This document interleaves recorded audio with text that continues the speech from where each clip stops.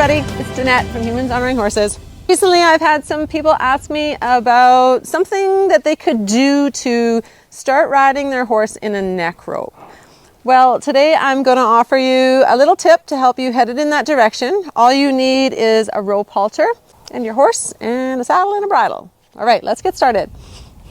Okay, so today Jimmy is in his English bridle. However, I've taken the nose band off, right?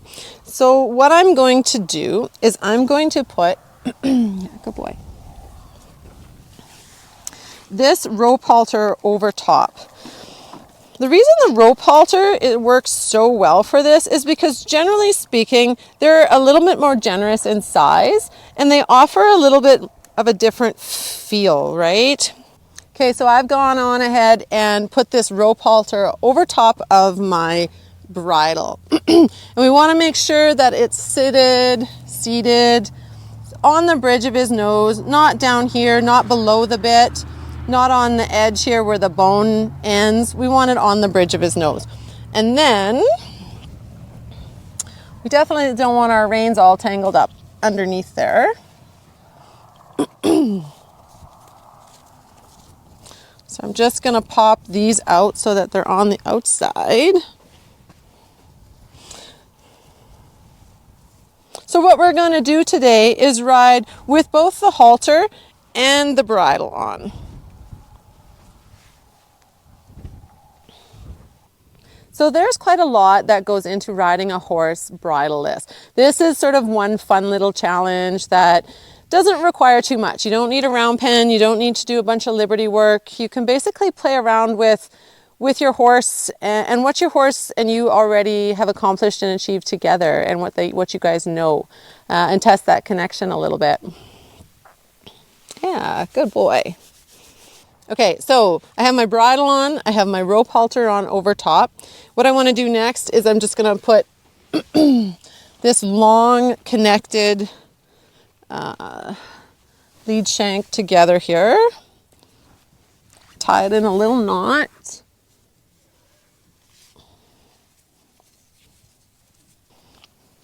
Okay, so this particular lead rope that's on this halter is probably close to 20 feet long, 15 to 20 feet long. So I have a lot of extra slack here.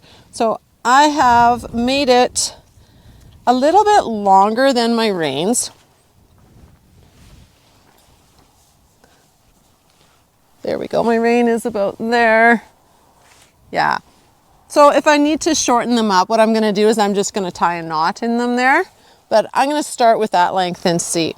So essentially what I'm going to do is ride with both of them to begin with, right? And then transition to the halter. Okay, so I've gone ahead and gone up onto Jimmy here. And that's all I've done. I haven't asked for anything else. I haven't picked up my rein. I do have this rope halter in my hand.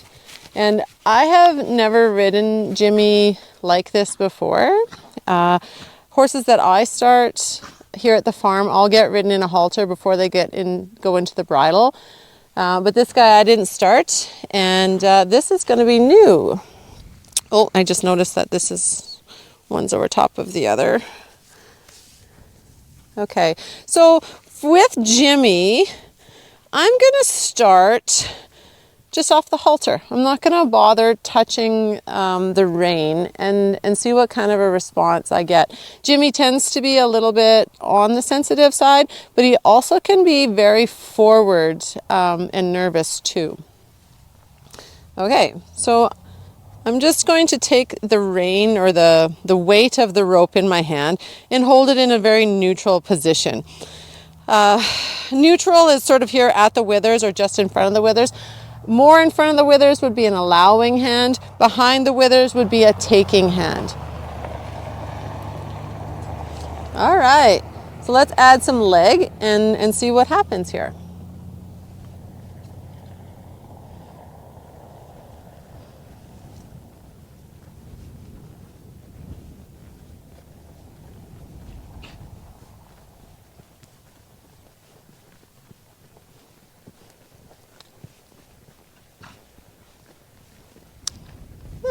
Pretty good.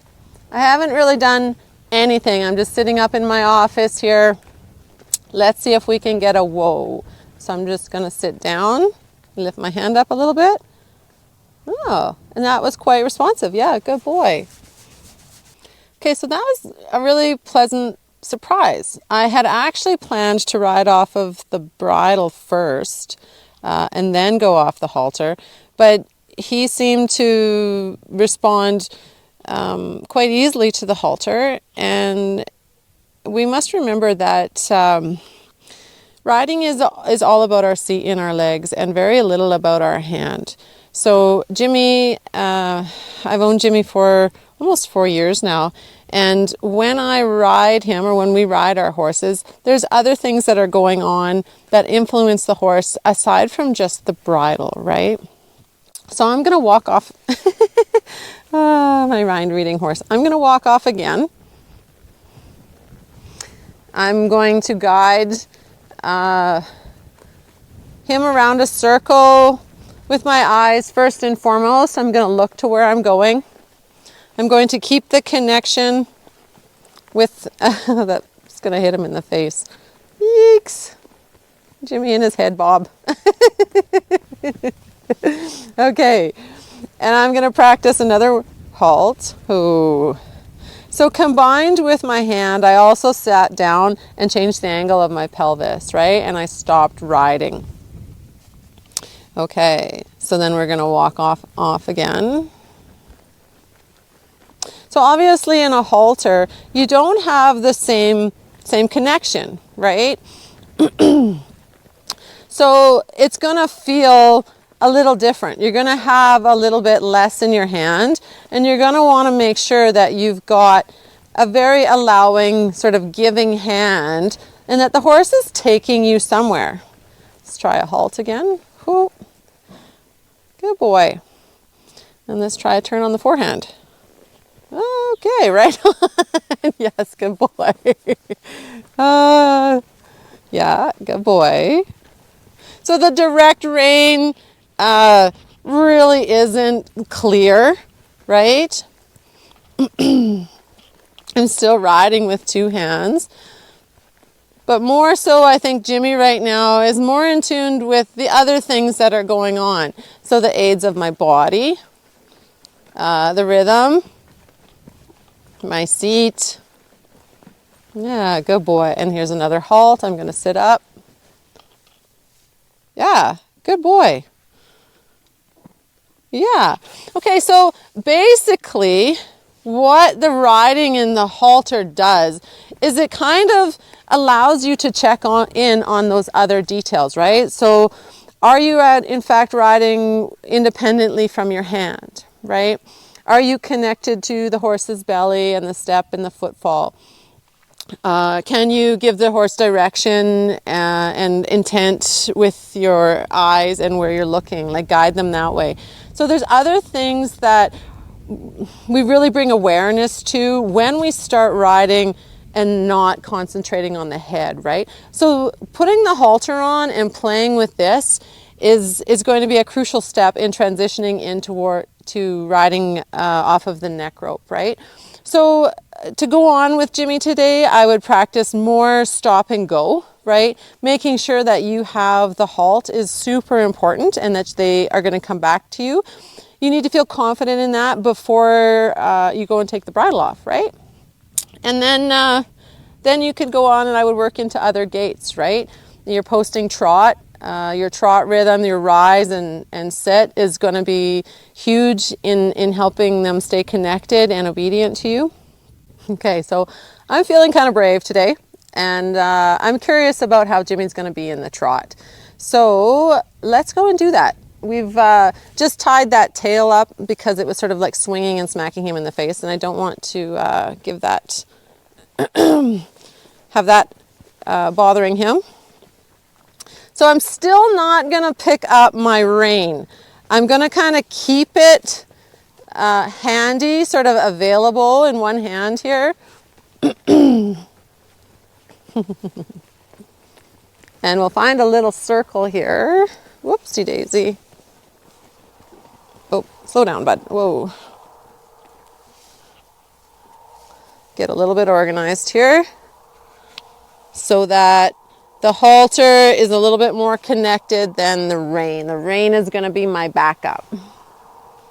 All right. Deep breath. Really want to anchor into my my hips, my legs. Come on, Jimmy. Run over the cameraman. Yeah. Yeah, good boy. He's definitely feeling it out a little bit, right? He's kind of like, oh, okay, you know, he's walking a little faster, not sure what exactly he should be listening to.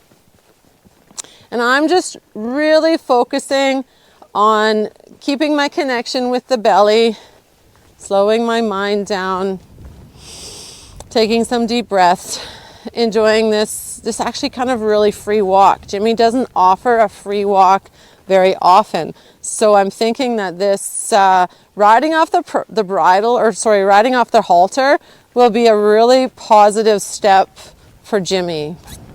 Come here, bud, stay over here.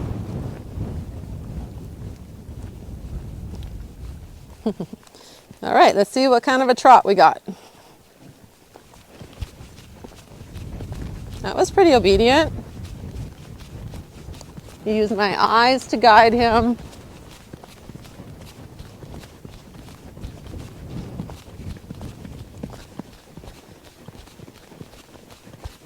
Yeah, he's actually quite a bit more relaxed in some ways.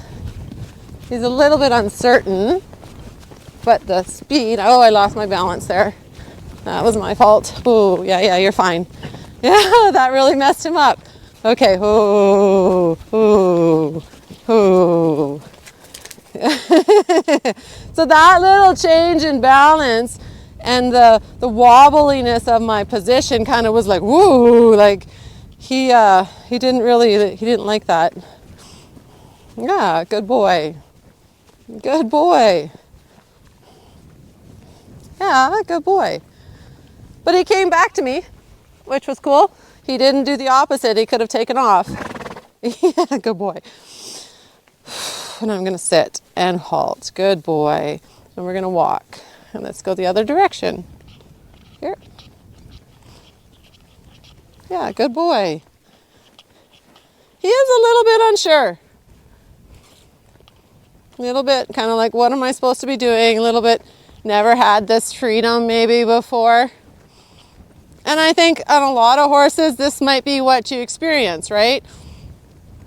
And if it makes you nervous, that's where you need to stop, regroup, you know, maybe ride off the bridle, make some changes, right? You don't want to keep riding through fear, right? This wants to be a fun and enjoyable adventure. All right, so let's go right here.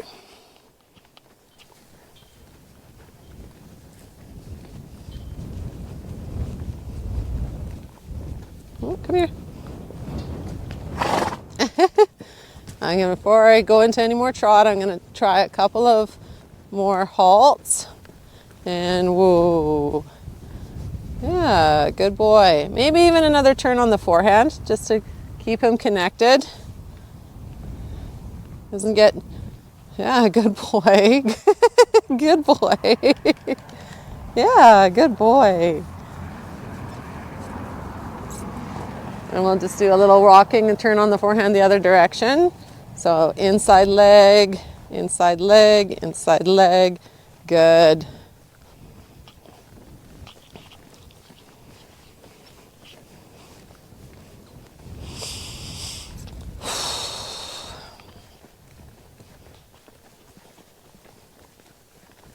All right, sir. Can we go for a little trot?